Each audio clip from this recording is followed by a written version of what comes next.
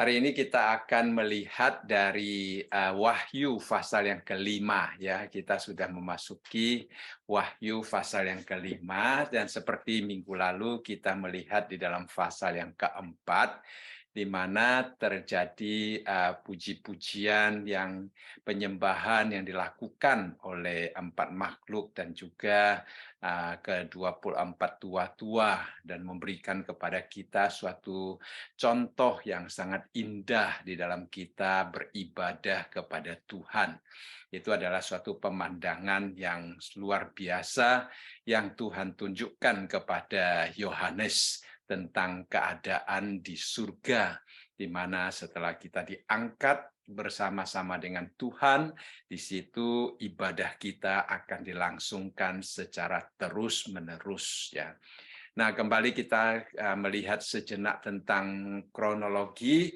Kita tahu perjanjian lama ya di mana Tuhan menciptakan langit dan bumi, kemudian manusia jatuh di dalam dosa, kemudian mencatat tentang sejarah umat pilihan Allah di mana Tuhan mau memakai Abraham dan keturunannya, tetapi mereka kelihatannya gagal untuk mentaati Tuhan. Dan kemudian kita juga bersyukur kedatangan Tuhan Yesus dan kematiannya bagi kita, kebangkitan, dan Tuhan Yesus naik ke surga. Dan dari situ mulainya gereja ya. Jadi kemudian setelah berakhirnya gereja itu berarti apa yang dicatat di dalam pasal yang keempat dan kelima ya. Jadi gereja sudah tidak ada di dalam dunia ini lagi. Nah, pasal yang keempat dan kelima itu mencatat tentang bagaimana gereja mulai menyembah Tuhan di surga. Dan kemudian di dalam pasal yang kelima hari ini kita melihat bahwa gulungan yang akan dibuka oleh Tuhan Yesus, gulungan-gulungan yang mencatat tentang kesengsaraan yang besar ya dari pasal yang ke-6 sampai pasal yang ke-8. Kita akan melihat satu demi satu dibuka meterainya, kemudian bagaimana mencatat tentang hukum Allah.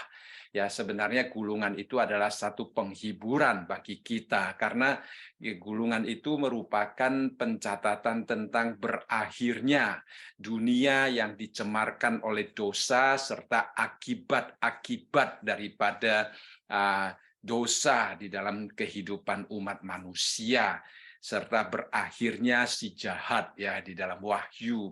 Jadi kita melihat umur atau waktu-waktunya iblis sudah dihitung ya, dicatat di dalam kitab Wahyu. Sehingga ada seorang pendeta mengatakan iblis selalu mengacaukan pikiran kita supaya kita tidak mau belajar Wahyu dan membuat kita merasa Wahyu itu sesuatu catatan yang tidak gampang atau tidak bisa dimengerti. Ya, karena apa? Karena di dalamnya kita akan melihat kemenangan kita dan kegagalan, pemusnahan daripada iblis, daripada dosa.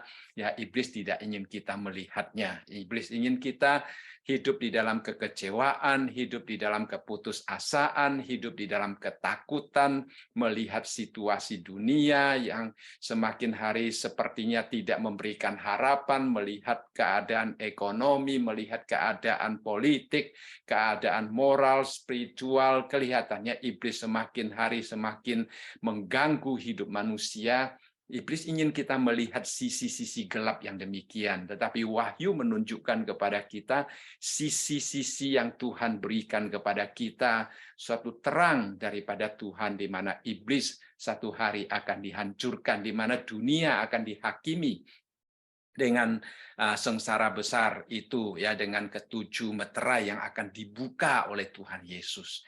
Jadi hari ini sebenarnya satu bagian firman Tuhan yang sangat menghibur, sangat memberikan kekuatan, sangat mendorong kita untuk semakin yakin bahwa kita akan menang di kemudian hari. Ya, ini adalah janji Tuhan, satu hal yang sangat indah yang dapat kita lihat di dalam pasal yang kelima ya.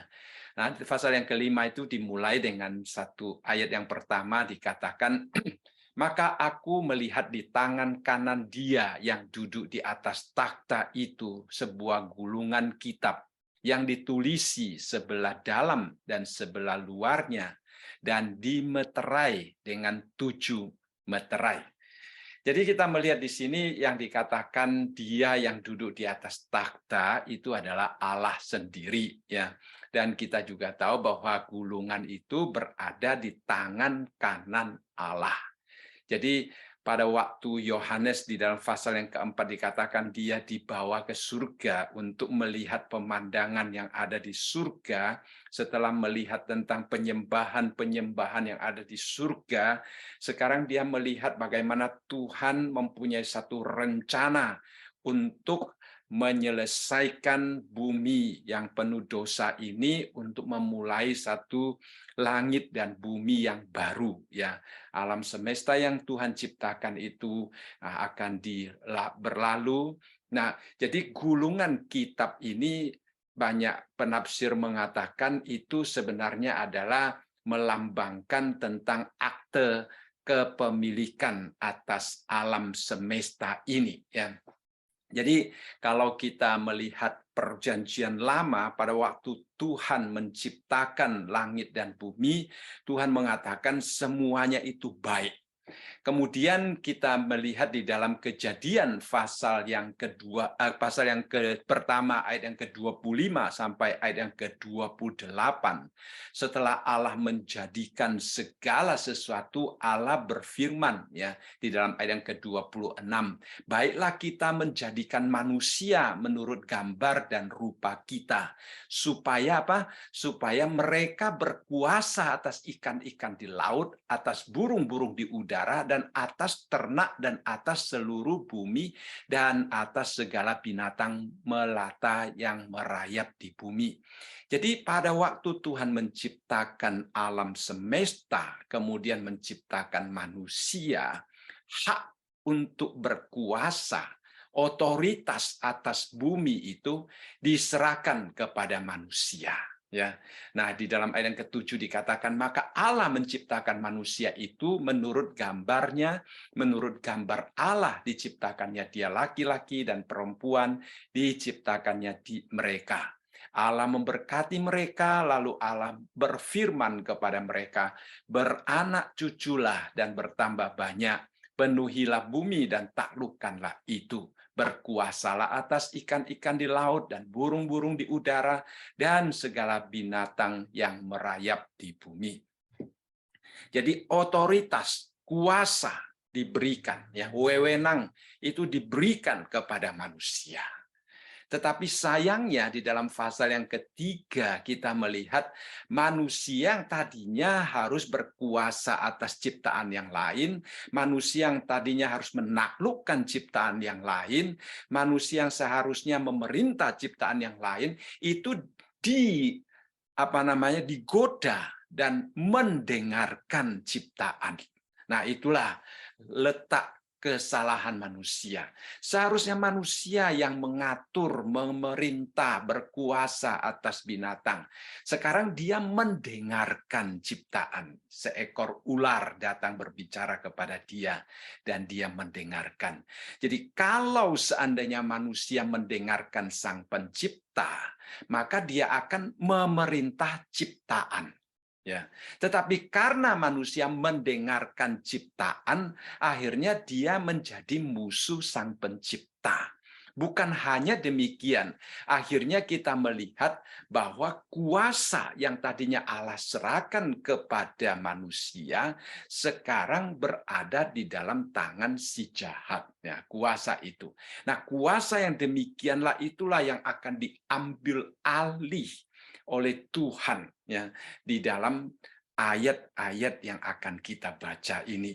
Jadi sebenarnya pasal yang kelima, pasal yang keenam, dan seterusnya itu merupakan satu catatan yang sangat penting bagi iman Kristiani kita untuk memberitahukan kepada kita bahwa Tuhan memutarbalikkan akan kuasa, hak kepemilikan atas alam ciptaan Allah ini, ya, dari tangan si jahat kepada Tuhan Yesus yang berhak. Nah, di dalam pasal yang ke-5 ayat yang ke-9 dan selanjutnya dikatakan Yesus Kristus layak dan berhak karena apa? Karena dia telah mengorbankan dirinya, karena dia telah menebus manusia. Jadi itu adalah kriteria. Ya, kita nanti akan melihat ayat-ayat selanjutnya berbicara tentang kriteria-kriteria yang dimiliki oleh Tuhan Yesus. Mengapa dia berhak untuk memutarbalikkan akte kepemilikan daripada alam semesta ini, ya, dari tangan si jahat itu.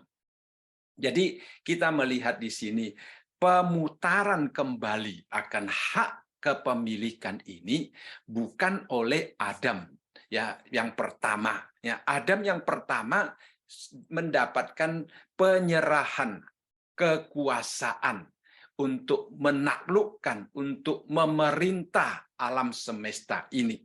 Tetapi hak ini tidak dijaga dengan baik.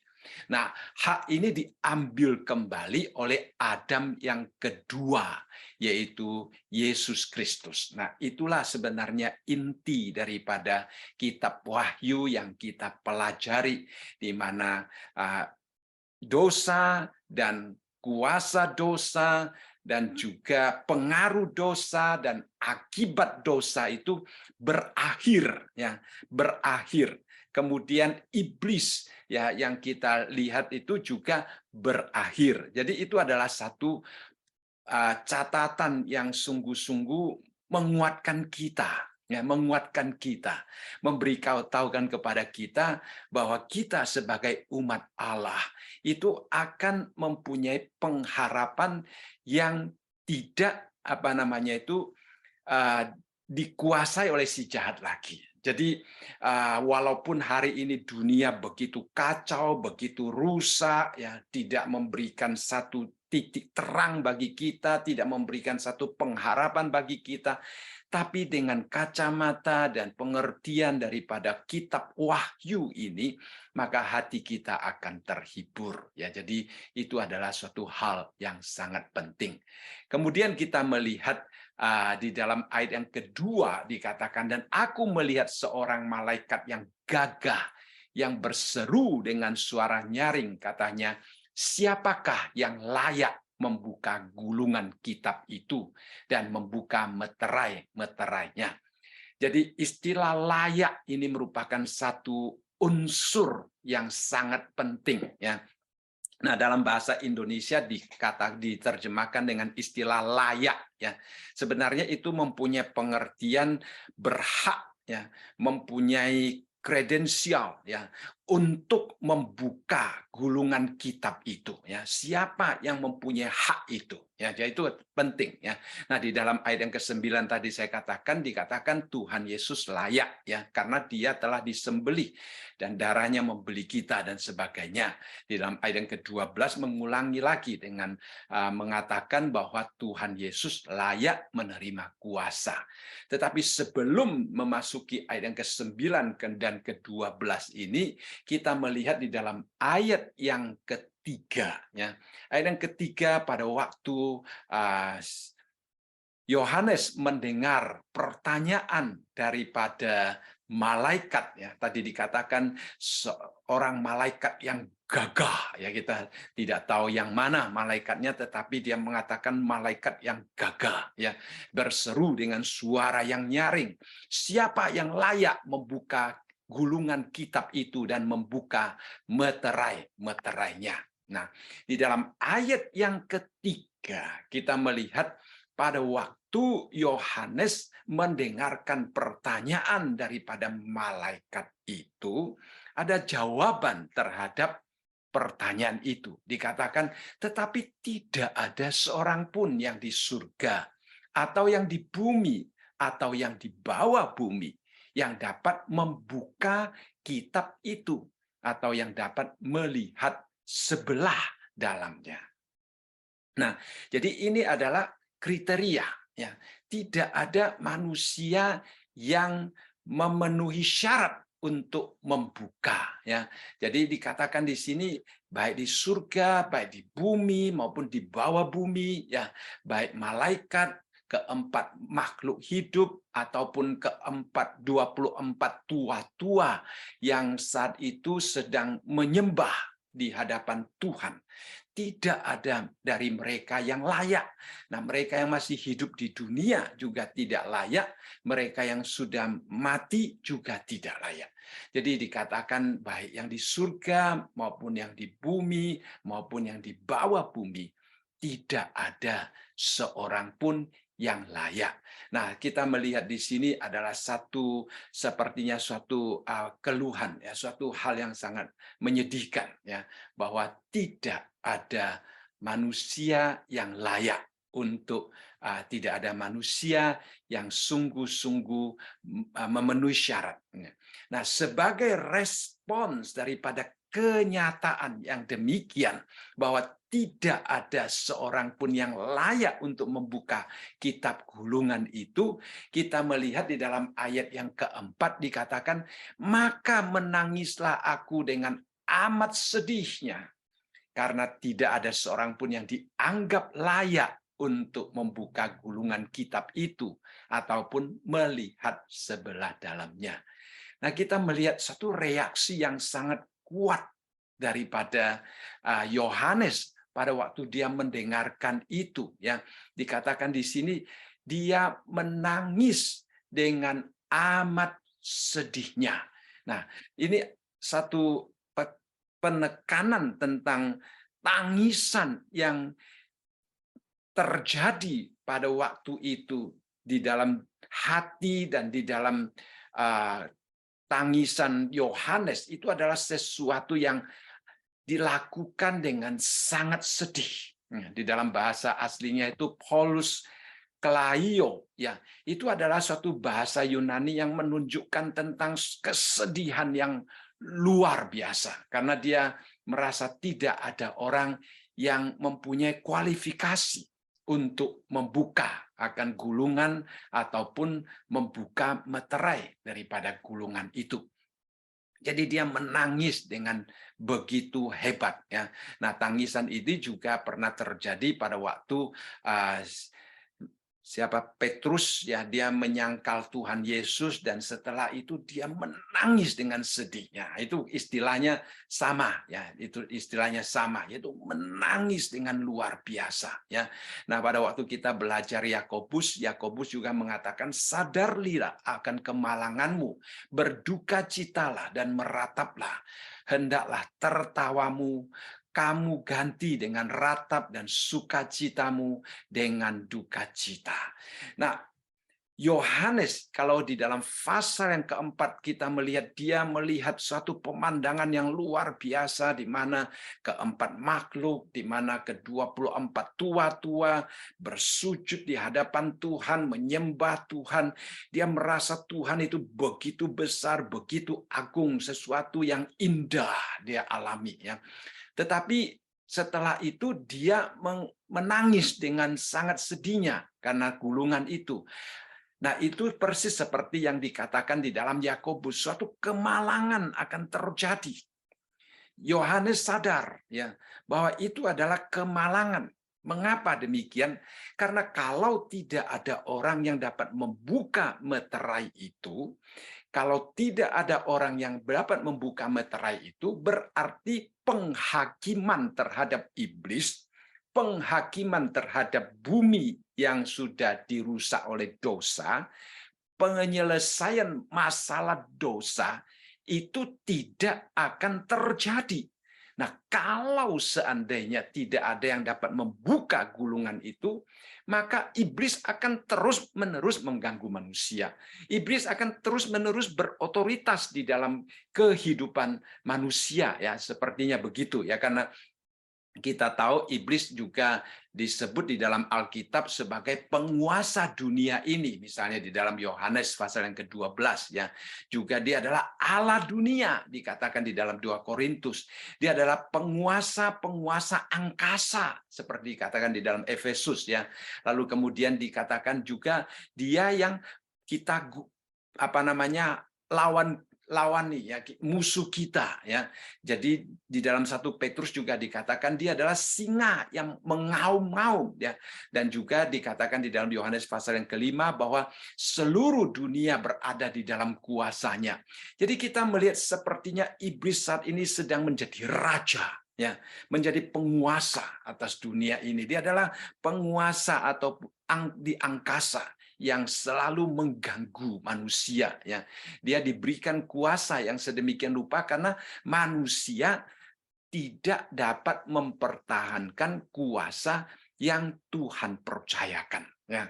Nah, seperti pada waktu kita melihat Ayub, ya, dicobai di dalam pasal yang kedua ayat yang pertama sampai ayat yang ke-7 dikatakan pada suatu hari datanglah anak-anak Allah menghadap Tuhan dan di antara mereka datang juga iblis untuk menghadap Tuhan, ya. Maka bertanyalah Tuhan kepada iblis, dari mana engkau? Lalu jawab iblis kepada Tuhan, dari perjalanan mengelilingi dan menjelajah bumi, ya. Lalu dikatakan firman Tuhan kepada iblis, apakah engkau memperhatikan hamba-Ku Ayub? Sebab tidak seorang pun di bumi seperti dia yang demikian saleh dan jujur, yang takut akan Allah dan menjauhi kejahatan. Ia tetap tekun dalam kesalehannya meskipun engkau telah membujuk aku melawan dia untuk mencelakakannya tanpa alasan. Ini yang terjadi di dalam pasal yang pertama. Lalu kita melihat iblis, dia boleh datang kepada Tuhan untuk meminta Tuhan, ya, mengulurkan tangannya, menjamah tulang dan dagingnya supaya ia mengutuki Tuhan. Jadi kita melihat di sini iblis, ya, dia boleh datang kepada Tuhan untuk mengadu tentang kita, untuk mencobai kita dan sebagainya dan sebagainya. Dalam suatu keadaan tertentu saat ini iblis memang kelihatannya sangat berkuasa di dalam hidup manusia, di dalam alam semesta ini.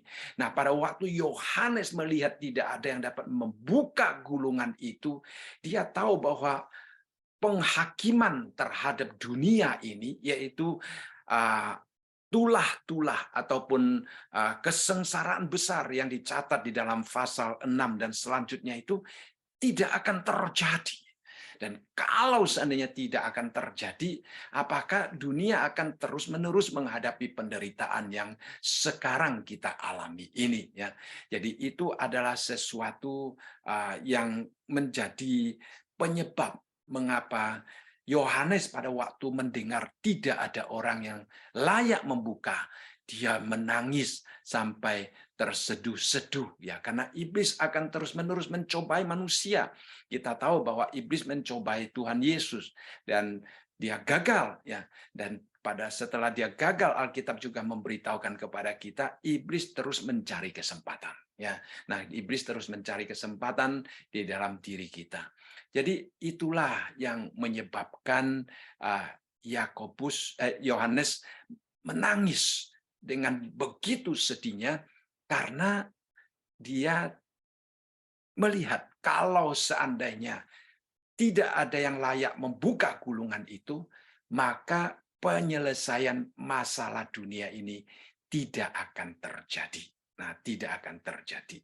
Lalu apa yang akan dilakukan oleh Tuhan kalau seandainya semuanya tidak akan terjadi? Itulah yang menyebabkan kesedihan, ya. Jadi kita juga melihat di sini, ya, di dalam pasal yang ke-8 dikatakan, sebab dengan sangat rindu seluruh makhluk menantikan saat anak-anak Allah dinyatakan, karena seluruh makhluk telah ditaklukkan kepada kesia-siaan, bukan oleh kehendaknya sendiri, tetapi oleh kehendak Dia yang telah menaklukkannya. Jadi kita melihat di sini Tuhan Yesus, ya, dia menaklukkan akan alam semesta ini dengan mencurahkan darahnya menebus kita. Akan tetapi, saudara sekalian, ya, keadaan fisik kita masih tetap berada di dalam dunia yang sudah dinajiskan oleh dosa, sehingga apa yang kita rasakan pada hari ini sepertinya suatu penderitaan seperti yang dikatakan di sini ya. Kita mengeluh ya, kita merasa sakit ya. Nah, kita apa namanya itu, bahkan kadang-kadang di hadapan Tuhan kita bisa seolah-olah kehilangan pengharapan kita karena godaan, karena masalah-masalah yang sedang kita hadapi ini. Jadi itulah situasi yang sedang dihadapi oleh Yohanes pada waktu dia melihat akan keadaan yang demikian. Ya, dikatakan dia menangis dengan sangat sedih ya.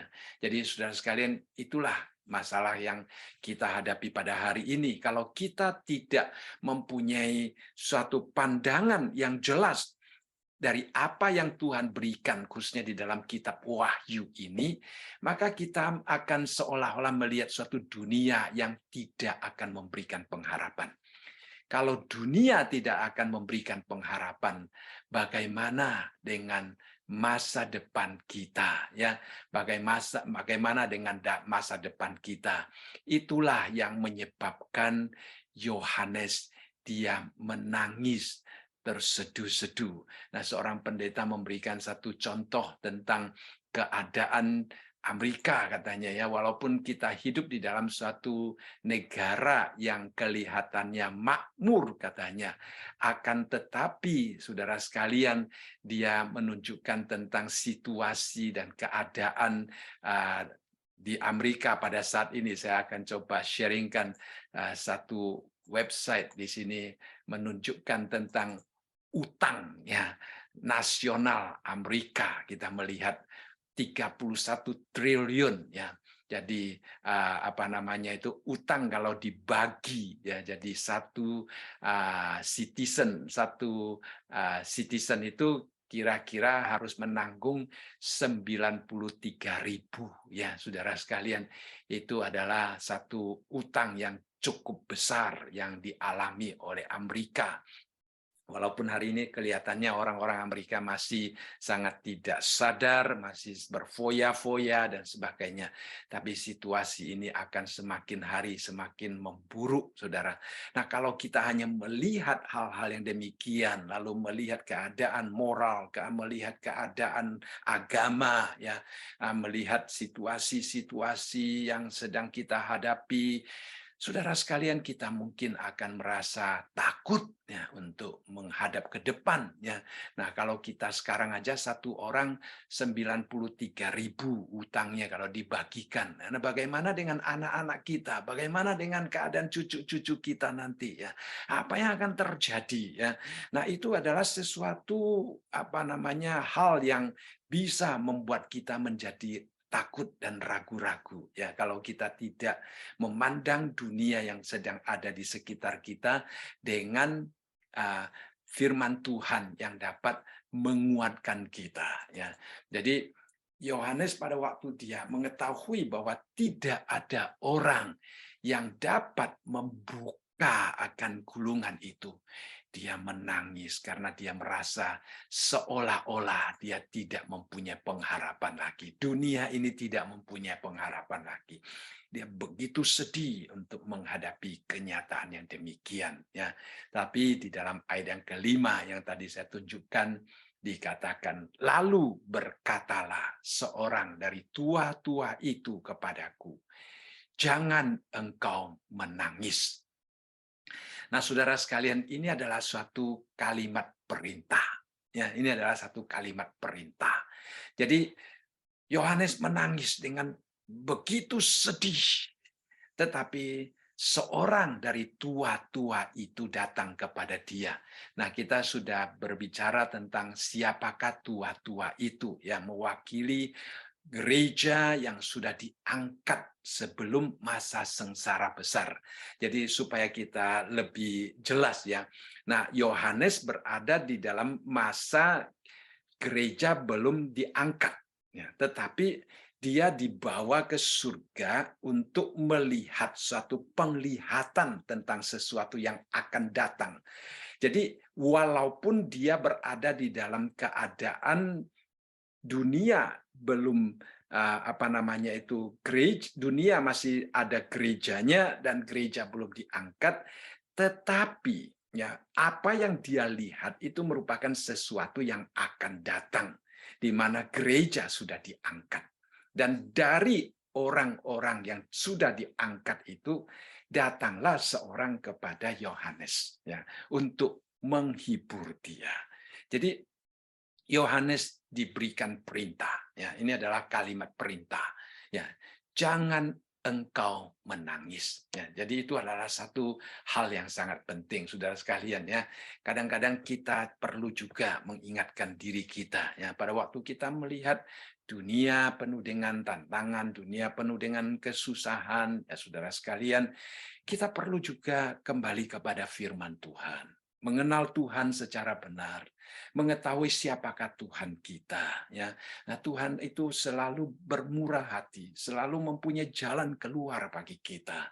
Jadi kalau kita begitu tenggelam di dalam masalah kita, mungkin kita juga tenggelam di dalam tangisan kita, tenggelam di dalam kesedihan kita. Kadang-kadang kita perlu mengingatkan kita sendiri dengan kalimat perintah. Jangan bersedih. Jangan menangis, ya. Itu adalah sesuatu yang sangat penting, ya. Karena Tuhan kita itu Tuhan yang bermurah hati, ya. Seperti di dalam Ratapan, kita tahu Ratapan adalah satu buku tangisan daripada Yeremia, ya. Dia menangis begitu hebat sampai tangisan itu ditulis di dalam sebuah buku. Tetapi di tengah-tengah tangisan daripada ratapan daripada Nabi Yeremia, ada kalimat yang sangat memberikan penghiburan karena firman Tuhan yang bekerja di dalam hatinya, mengingatkan dia tentang siapakah Tuhan. Dikatakan, tak berkesudahan kasih setia Tuhan, tak habis-habisnya rahmatnya, selalu baru tiap pagi, besar kesetiaanmu. Jadi di tengah-tengah surat Ratapan ada pujian, ada kekuatan daripada Tuhan. Nah, itulah yang akan terjadi di dalam hidup kita. Kita masih hidup di dalam satu dunia yang kadang-kadang membuat kita menangis, saudara sekalian. Banyak hal yang akan menimbulkan kesedihan di dalam hidup kita. Banyak hal yang akan mendatangkan kekecewaan di dalam hidup kita. Hidup ini tidak selalu lancar, ya, seperti lagu mengatakan bahwa langit tidak selalu biru, saudara sekalian. Hidup ini banyak tantangan, banyak kesulitan, ya, banyak hal-hal yang muncul secara tiba-tiba, ya. Tetapi saudara sekalian, kita juga harus seperti apa yang dialami oleh Yohanes, ya. Jangan menangis, jangan bersedih, ya. Nah, seperti juga di dalam pasal yang kelima, ya, seorang tua-tua datang kepada dia dan berkata, jangan engkau menangis. Itu adalah satu kalimat yang sangat penting, ya saudara sekalian. Kita harus selalu belajar untuk berbicara kepada diri kita, jangan menangis. Nah, setelah ada kalimat jangan menangis, kita melihat di dalam ayat selanjutnya daripada ayat yang kelima ini, ya, dikatakan di sini sesungguhnya, ya, sesungguhnya. Jadi dia mengatakan walaupun dikatakan tidak ada yang layak di antara manusia, tetapi ada seorang yang layak untuk membukanya.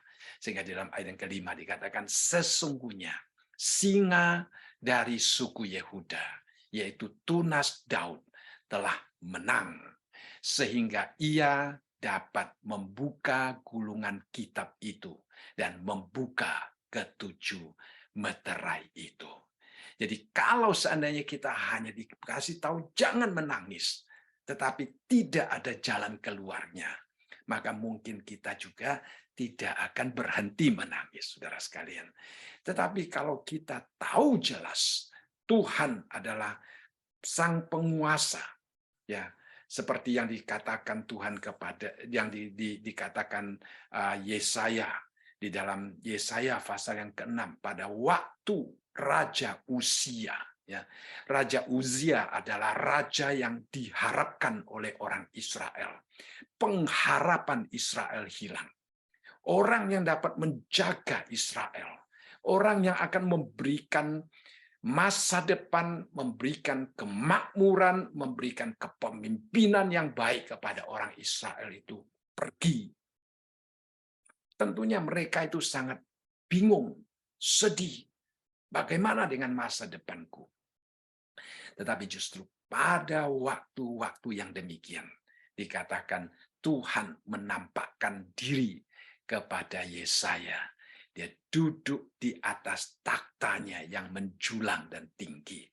Raja manusia itu meninggal, tidak ada. Tetapi raja di atas segala raja itu tetap duduk di atas taktanya yang tinggi dan menjulang. Jadi kita melihat di sini ya dikatakan jangan menangis ya, karena ada pengharapan, ya, akan ada pengharapan. Pengharapannya adalah ada yang dapat membukanya. Dan di situ juga sekaligus menunjukkan kepada kita tentang kriteria daripada Tuhan Yesus. Yang mengapa dia mempunyai kualifikasi, dia layak dikatakan di dalam bahasa Indonesia ini untuk membuka gulungan itu. Ya dikatakan pertama-tama di dalam ayat yang kelima, kriterianya yang pertama adalah dia adalah singa ya dari suku Yehuda. Dia adalah singa dari suku Yehuda ya. Lalu kemudian dia adalah tunas Daud. Jadi kita tahu di sini untuk dapat memutarbalikkan hak kekuasaan daripada dunia ini, ya, alam semesta ini, dari tangan si jahat kepada tangan Tuhan, ya, kepada Sang Pemilik yang sesungguhnya, Sang Pencipta alam semesta ini, untuk dapat memutarbalikkan akan kuasa yang demikian. Maka manusia di antara manusia, siapapun di antara manusia, tidak ada yang layak. Ya. Hanya Tuhan, dia adalah singa dari suku Yehuda, dia adalah tunas Daud. Nah, kita tahu singa daripada Yehuda, ya di dalam Kejadian pasal yang di dalam 1 Tesalonika juga memberikan penghiburan yang demikian ya. Jadi dia mengatakan jangan menangis, itu sebenarnya adalah menangisnya karena sepertinya tidak ada harapan. Nah, kita melihat di sini di dalam Kejadian pasal yang ke-49 ayat yang ke-10 dikatakan tongkat kerajaan tidak akan beranjak dari Yehuda ataupun lambang pemerintahan dari antara kakinya sampai dia datang yang berhak atasnya, maka kepadanya akan takluk bangsa-bangsa. Jadi pada waktu Yusuf memberkati anak-anaknya, ya, kita tahu itu bukan kata-kata Yusuf, tetapi Tuhan telah memakai Yusuf untuk bernubuat tentang apa yang akan terjadi di kemudian hari. Nah, dikatakan tongkat kerajaan. Jadi singa dari suku Yehuda itu sebenarnya adalah penggenapan daripada apa yang telah diucapkan oleh Yusuf pada waktu sebelum dia dibawa pulang ke surga. Ya, jadi Tuhan Yesus dia adalah singa dari suku Yehuda, dia adalah yang dikatakan di sini ya, sampai dia datang yang berhak atasnya. Nah, dia yang dimaksudkan di sini adalah Tuhan Yesus yang dimaksudkan di dalam Wahyu pasal yang kelima, ayat yang kelima, dan dikatakan maka kepadanya akan takluk bangsa-bangsa. Jadi Tuhan Yesus pertama-tama dia memenuhi syarat, dia layak, dia mempunyai kualifikasi untuk membuka gulungan kitab itu dan membuka ketujuh meterainya karena dia berasal dari suku yang benar. Dia berasal dari keturunan yang benar. Dia adalah singa dari suku Yehuda. Dia adalah yang memegang tongkat kerajaan yang dijanjikan oleh Tuhan kepada Yehuda. Dan dikatakan di sini tongkat itu tidak akan beranjak dari Yehuda. Artinya suatu konsep tentang kekekalan ya daripada Allah yang telah Allah percayakan kepada suku Yehuda. Nah, ini adalah satu kepercayaan yang sangat penting. Kemudian di dalam 2 Samuel pasal yang ke-7 ayat yang ke-8 juga dikatakan, oleh sebab itu beginilah kau katakan kepada hambaku Daud, beginilah firman Tuhan semesta alam, akulah yang mengambil engkau dari padang ketika menggiring kambing domba untuk menjadi raja atas umat Israel. Jadi dari Jesse kita tahu bahwa Tuhan telah memanggil Daud, anaknya itu yang tadinya dia menganggap masih kecil, ya tidak mungkin termasuk di dalam pilihan Allah, tetapi justru itulah yang dipilih oleh Tuhan. Ya, jadi keluarga daripada Daud itu dipilih oleh Tuhan. Ya, dikatakan oleh sebab itu beginilah kau katakan kepada hambaku Daud, beginilah firman Tuhan semesta alam. Ya, akulah yang mengambil engkau dari padang ketika mengiring kambing domba untuk menjadi raja atas umatku. Jadi karena dia adalah keturunan daripada Yehuda, ya, Daud adalah keturunan daripada Yehuda. Tuhan menggenapi janjinya kepada Yehuda dengan pertama-tama memilih Daud, ya. Kemudian kita juga melihat di dalam ayat yang kelima tadi, Tuhan Yesus adalah tunas daripada Daud. Jadi kita melihat dari Yehuda kemudian turun ke Daud, dan Yesus Kristus dia adalah tunas, ya. Saya ingat kita pernah membahas tentang istilah tunas Daud pada pasal-pasal sebelumnya, ya. Jadi dia adalah penyambung kerajaan Allah. Dia adalah pemegang kerajaan. Maka dia mempunyai kuasa, itulah sebabnya dia berhak untuk membuka gulungan itu, ya. Nah, kadang-kadang kita membaca Matius pasal yang pertama, ya, dari ayat yang pertama sampai ayat yang ke-18, ya. Saya tahu banyak orang Kristen pada waktu membaca Matius, ya, ini di skip, saudara sekalian, tidak mau dibaca, ya, silsilah yang panjang itu, saudara sekalian, kadang-kadang kelihatannya sepertinya bisa membosankan, ya. Nah, tetapi sebenarnya silsilah itu merupakan satu catatan yang sangat penting, ya, yang sangat penting. Karena apa? Pertama-tama untuk membuktikan tentang keotentikan daripada identitas Tuhan Yesus sebagai keturunan dari Daud, keturunan dari Yehuda, penggenapan atas janji yang Tuhan berikan kepada Yehuda, ya. Jadi itu adalah satu unsur yang sangat penting, ya, yang sebenarnya perlu kita pelajari juga, ya. Jadi kita harus sungguh-sungguh yakin akan hal itu, maka itu akan menolong kita. Kemudian yang kedua kita melihat di sini, ya, bukan hanya dia adalah berasal dari suku yang benar, dari suku yang menggenapi janji Allah untuk memegang tongkat kerajaan, bukan hanya memerintah orang Israel, tetapi memerintah bangsa-bangsa seperti yang kita baca tadi, ya.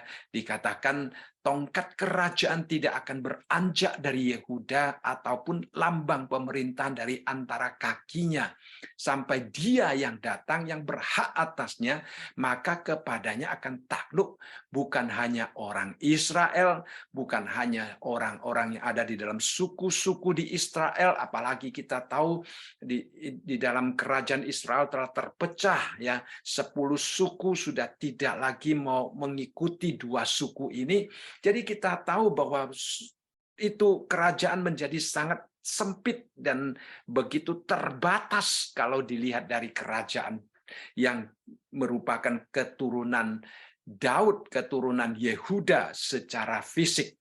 Akan tetapi dia yang datang, yang berhak atasnya, yaitu singa dari suku Yehuda, yaitu tunas Daud, dia yang akan menaklukkan bangsa-bangsa. Ya, jadi seluruh dunia takluk di hadapannya. Nah, itulah yang dapat kita lihat, Yesus Kristus adalah satu-satunya ya.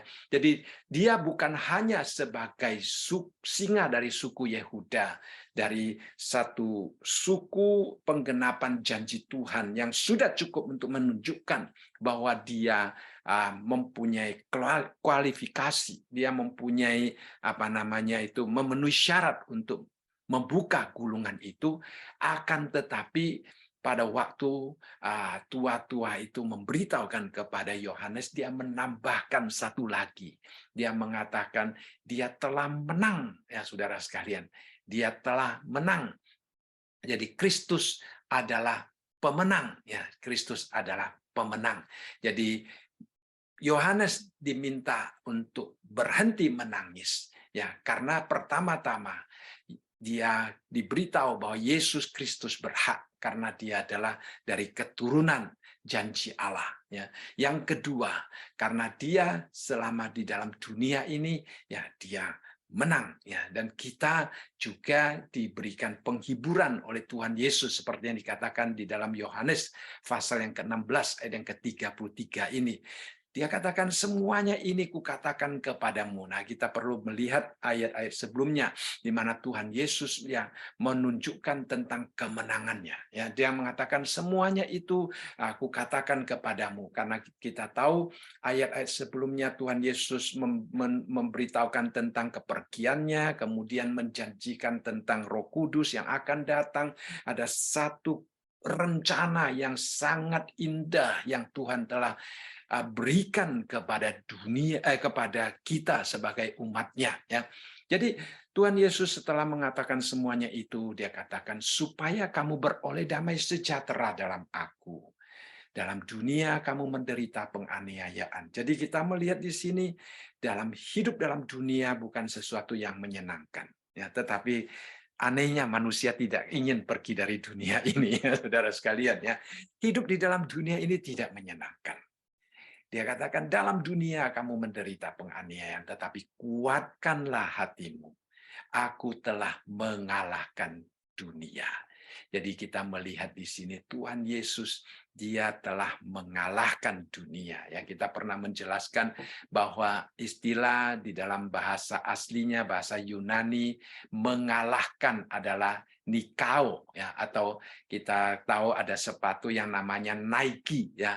Jadi itu adalah tanda kemenangan, ya, tanda kemenangan. Seperti juga dikatakan di dalam 1 Yohanes pasal yang keempat, ayat yang keempat, ya.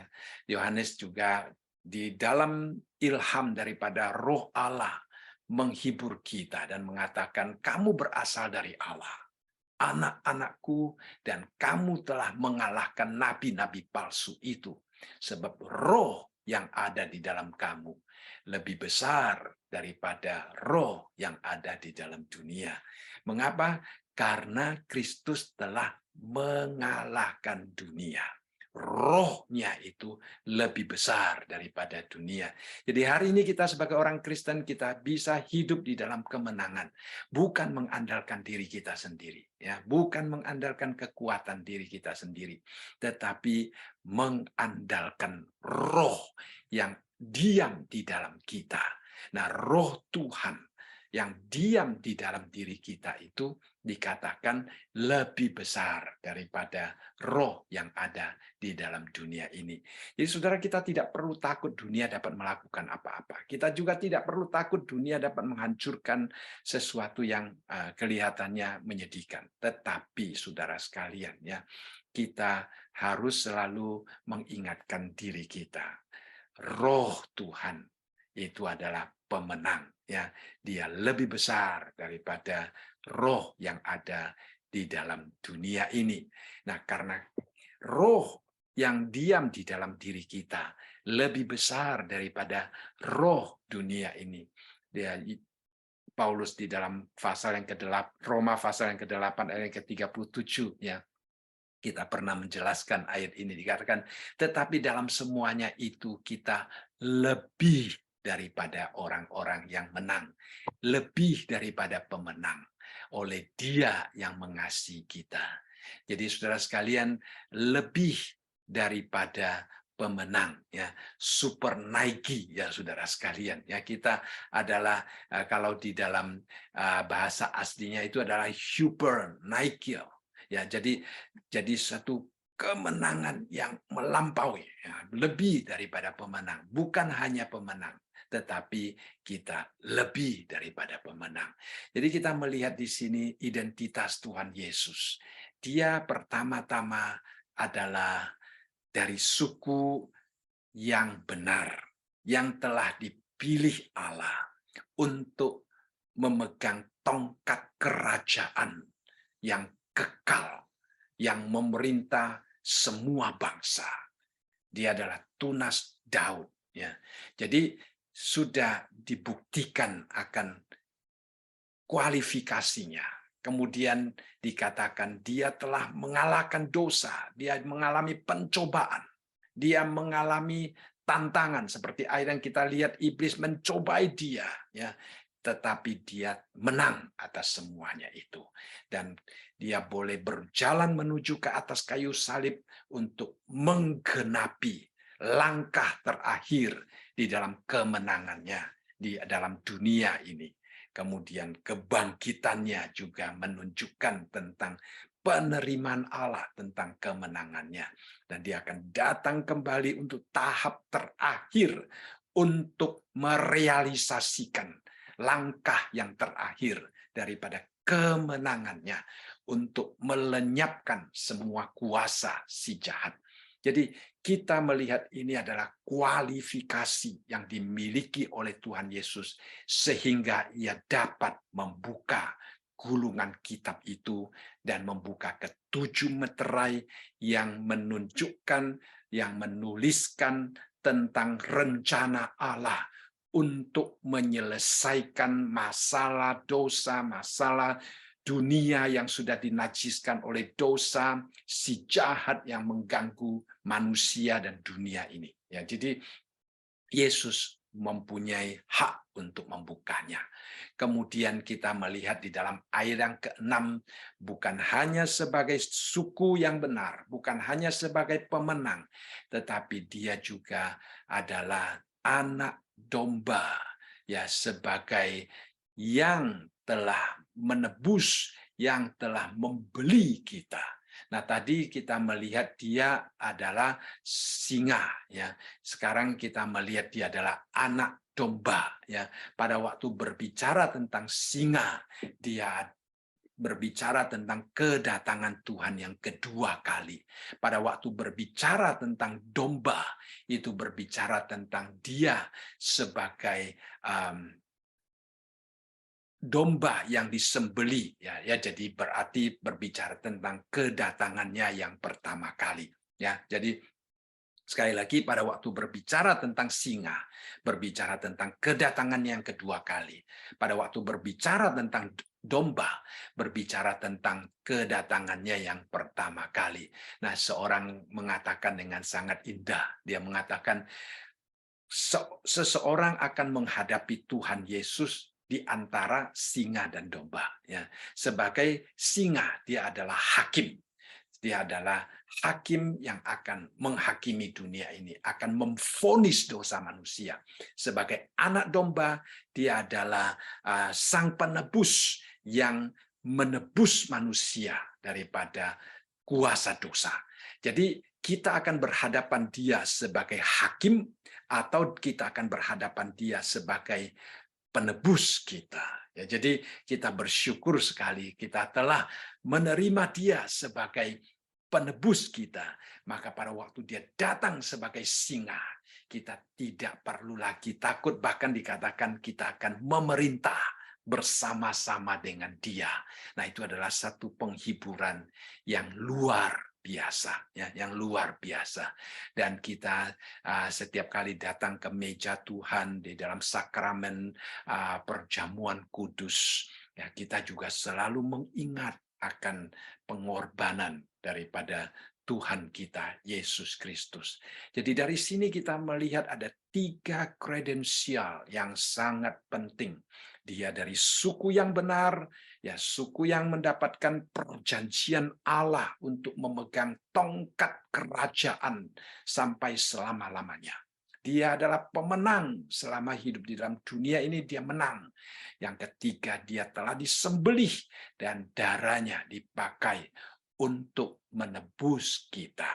Jadi kalau kita melihat dari perjanjian lama, selama 1500 tahun sistem pengorbanan yang Allah lakukan melalui Musa, ya, itu pada waktu zaman Daud, ya, kita membaca di dalam Mazmur pasal yang ke-40 ayat yang ke-6 dikatakan bahwa Tuhan, ya, Engkau tidak berkenan kepada korban sembelihan dan korban sajian, tetapi Engkau telah membuka telingaku, korban bakaran dan korban penghapus dosa tidak Engkau tuntut.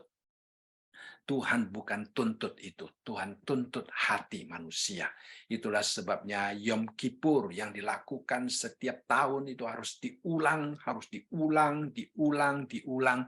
Tetapi itu hanya menyelesaikan masalah artifisial dan tidak menyelesaikan masalah-masalah yang sesungguhnya tentang dosa manusia. Tetapi anak domba Allah telah menyelesaikan semuanya itu. Luar biasa, ya, luar biasa. Jadi itulah yang Tuhan Yesus tunjukkan kepada Yohanes, ya, melalui perkataan daripada tua-tua yang memberikan penghiburan kepada Yohanes pada waktu dia menangis sampai terseduh-seduh, ya.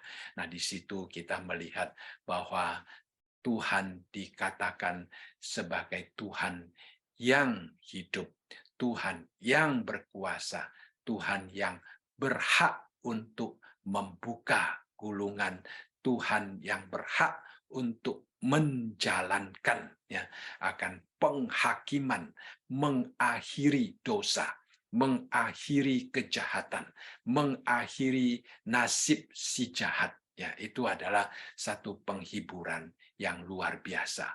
Nah, setelah itu kita juga melihat di sini dikatakan anak domba yang disembelih bertanduk 7, bermata 7. Itulah ketujuh roh Allah yang diutus ke seluruh bumi. Ya, kita pernah membahas tentang hal 7 adalah suatu gambaran, suatu nomor yang sempurna, ya. Jadi dia katakan bertanduk 7, ya. Tanduk di sini mempunyai makna tentang otoritas, tentang kuasa, tentang kerajaan, ya.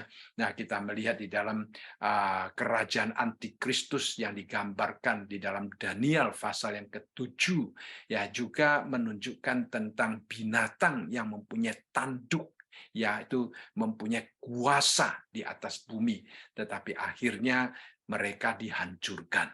Ya, tetapi Tuhan Yesus di sini dikatakan mempunyai kuasa yang sempurna. Ya, dia bertanduk 7, dia bermata 7, mempunyai hikmat yang dapat melihat seluruh keadaan manusia, menunjukkan tentang hikmatnya, menunjukkan tentang kejeliannya. Ya, kemudian juga dikatakan dia mempunyai 7 roh ya yang kita pernah bahas juga, yang kita kutip daripada Yesaya menunjukkan tentang 7 sifat daripada roh ya yang akan menolong kita untuk lebih dekat kepada Tuhan. Dan kita memasuki ayat yang terakhir yang akan kita baca pada hari ini.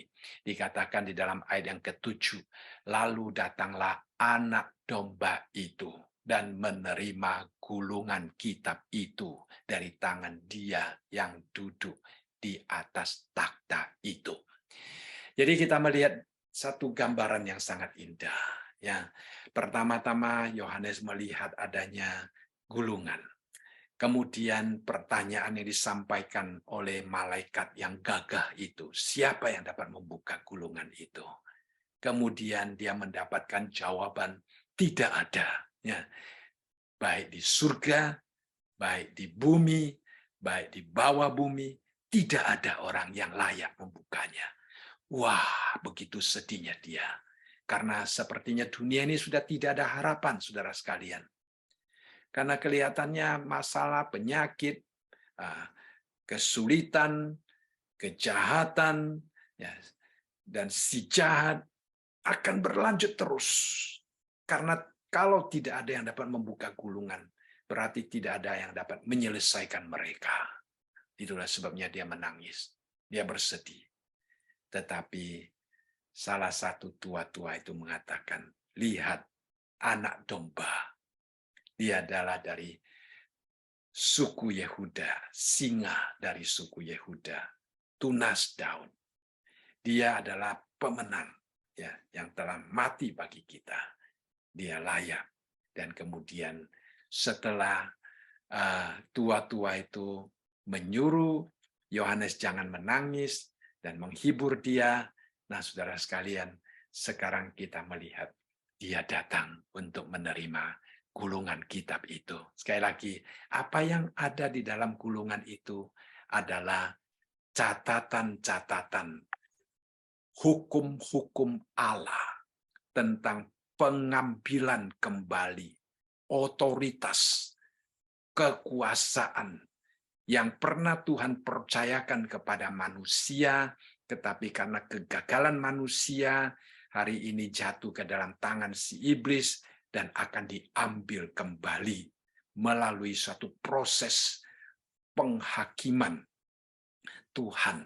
Ya, setiap meterai dibuka, kita akan melihat adanya satu penghakiman Allah yang luar biasa terhadap dunia yang pada hari ini seolah-olah lebih ganas daripada apapun juga, ya. Tetapi satu hari di hadapan Tuhan Sang Hakim yang adil, mereka akan dimusnahkan. Ya. Akhir mereka sudah hampir tiba. Nah, itulah sebabnya sekali lagi iblis tidak suka kita membaca kitab Wahyu, saudara sekalian. Ya, nah, mendengar banyak pendeta mengatakan kalau membahas Wahyu, karena Wahyu itu banyak pandangan yang berbeda, sulit dimengerti, sehingga bisa memecahkan gereja dan sebagainya, sehingga jarang orang mau membahas Wahyu. Lalu ada seorang pendeta mengatakan kemungkinan besar itu adalah tipu muslihat iblis, karena dia tidak ingin kita mengetahui akhir daripada nasibnya. Dia tidak ingin kita membaca Wahyu supaya kita tidak mendapatkan penghiburan. Ya, sebenarnya Wahyu adalah kitab yang sungguh-sungguh menghibur kita. Ya, seperti yang dikatakan di dalam pasal yang pertama, orang yang membaca, mendengarkan adalah orang yang diberkati, ya. Karena kita akan melihat bagaimana dunia dosa akan dihancurkan, bagaimana akibat dosa akan diselesaikan, akan berakhir, ya. Bagaimana si jahat yang hari ini boleh dikatakan sebagai penguasa-penguasa dunia akan berakhir. Saudara, itu adalah sesuatu penghiburan, pengharapan yang luar biasa yang Allah telah janjikan di dalam kitab Wahyu. Jadi itulah sebabnya kita yang membacanya, kita akan menjadi orang yang sangat berbahagia. Ya. Jadi sebagai kesimpulan untuk hari ini, kita melihat dalam pasal ini satu penghiburan dan pengharapan yang Tuhan berikan kepada kita. Suatu hari dosa dan akibat dosa akan berakhir. Suatu hari kuasa iblis akan sepenuhnya. Ya, hari ini memang Tuhan telah mengalahkan iblis, tetapi dia masih bekerja. Ya, tetapi satu hari kuasanya akan sepenuhnya dilenyapkan melalui penghakiman Allah. Ya, itu adalah satu penghiburan yang luar biasa bagi kita. Baik, saya rasa malam ini kita belajar sampai di sini.